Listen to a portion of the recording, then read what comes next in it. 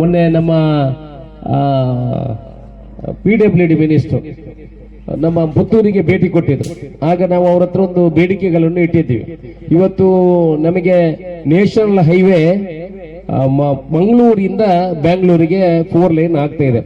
ಅದೇ ರೀತಿ ನಮ್ಮ ಮಾಣಿಯಿಂದ ಮೈಸೂರುವರೆಗೆ ನ್ಯಾಷನಲ್ ಹೈವೇ 4 ಲೈನ್ ಆಗ್ಲಿಕ್ಕೆ ಎಲ್ಲ ತಯಾರಿಗಳಾಗಿದೆ.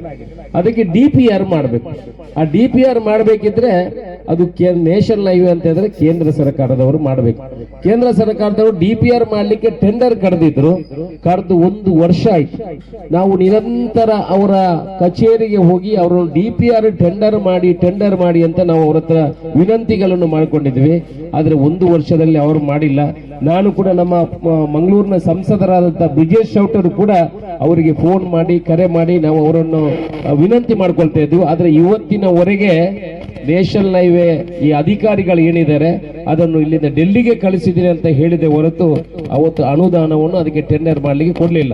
ಮೊನ್ನೆ ನಮ್ಮ PWD ಮಿನಿಸ್ಟರ್ ಲೋಕೋಪಯೋಗಿ ಸಚಿವರು ಮಂಗಳೂರಿಗೆ ಭೇಟಿ ಕೊಟ್ಟಾಗ ನಾವು ಅವ್ರ ಹತ್ರ ವಿನಂತಿ ಮಾಡಿಕೊಂಡಿದ್ವಿ.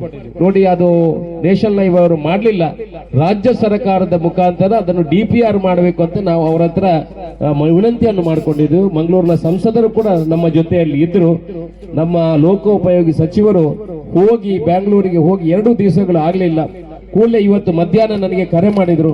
ಅಶೋಕ್ ರೈಗಳೇ, ನಿಮ್ಮ ರಸ್ತೆಯ DPR ಮಾಡಬೇಕಾ, ಮಾಣಿ ಸಂಪಾಜೆ ರಸ್ತೆಯ DPR ಮಾಡಬೇಕಾ, ಅದಕ್ಕೆ ದುಡ್ಡು ಇಡಬೇಕಾ ಅಂತ ನನಗೆ ಕರೆ ಮಾಡಿ ಕೇಳಿದ್ರು.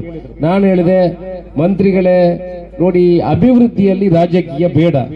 ನಾವು ಅಭಿವೃದ್ಧಿ ಮಾಡುವಂತ ಕೆಲಸವನ್ನು ದಯಮಾಡಿ ಅದಕ್ಕೆ ಇಲ್ಲ ಅಂತ ಹೇಳಿದ್ರೆ ಅದು ಕೇಂದ್ರ ಸರ್ಕಾರದಿಂದ ಬರುವಾಗ ತಡ ಆಗ್ತದೆ.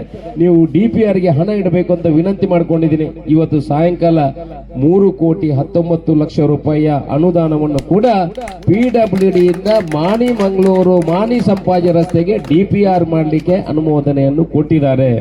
ಎಲ್ಲ ಸಂತೋಷದ ವಿಚಾರ.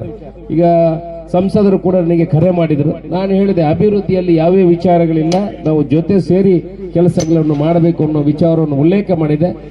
ರಾಜ್ಯ ಸರ್ಕಾರ DPR ಮಾಡಲಿಕ್ಕೆ ನಮ್ಮ ಸತೀಶ್ ಜಾರಕಿಹೊಳಿ ಅವರು 3,19,00,000 ರೂಪಾಯಿ ಹಣವನ್ನು ಕೊಟ್ಟಿದ್ದಾರೆ.